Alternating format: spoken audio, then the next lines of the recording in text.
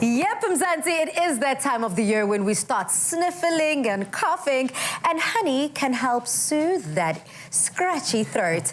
Now, Jay has 3 incredible throat soothers that are you just going to help us basically through all of those symptoms and hurdles. And of course, Mike, as the expert on all things honey and bees, he's also here to just drop some gems. Yeah. So, I mean, it's flu season, Pali, and one thing I must admit, I've been struggling with a really scratchy throat.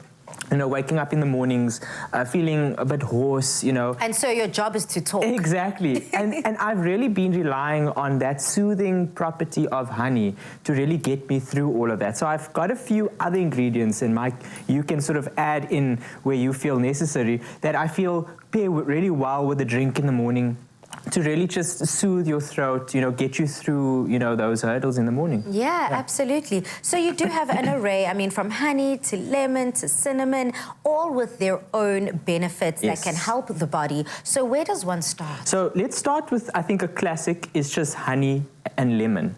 And I think that works really great. Now, usually, and this is quite fantastic that we have Michael here today, because I would usually actually put all of my ingredients into the mug and then add the hot water. But Mike, you've got a tip that actually sort of knocks that on its head.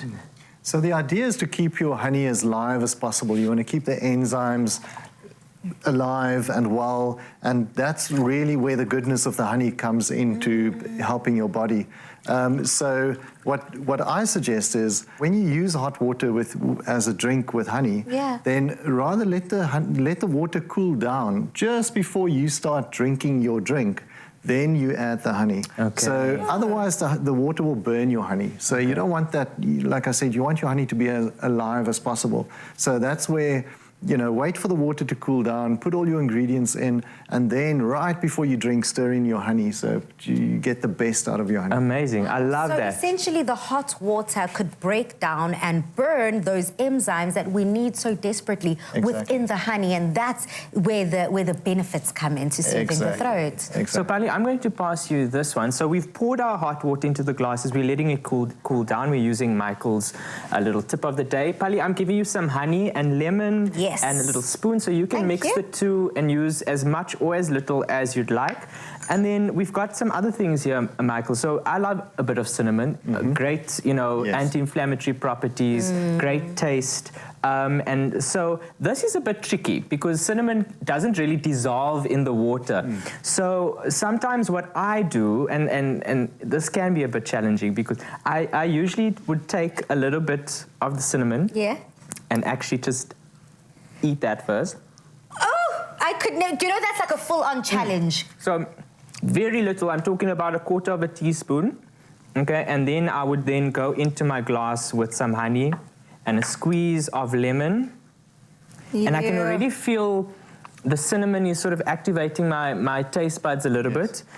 And then I'm going to give that a stir and then give it a little sip. So now, as you do find that, as Jay has mentioned, cinnamon doesn't really dissolve into hot water. So give it a stir just before you drink it, or you'll find that all of that cinnamon will be sitting at the bottom of your mug after drinking. And that's not what we want. So, Mike, on your station, I think you're going to have the ginger drink. Yeah, so I've put a little bit of ginger. I like to slice it whole. You can give it a bit of a pounding ever so slightly just to release it. Let me get a clean spoon here. And then a generous amount of honey to go in there. Now, what I also love to add to this is a little bit of cayenne pepper. And I think that also helps with, that little bit of heat helps with the throat. So what you also do is you can actually ferment your garlic or your ginger in honey. So you put it in a little jar, put a few spoons of honey in, it will sort of create its own fluids, and then you use that as in your tea, and that's just like super cool for you. I mean, so the opportunities are endless with honey. I love that. And cheers, everybody. To that. My mind is blown. Here is to learning with honey. Now stay tuned for our honey bread pudding coming up.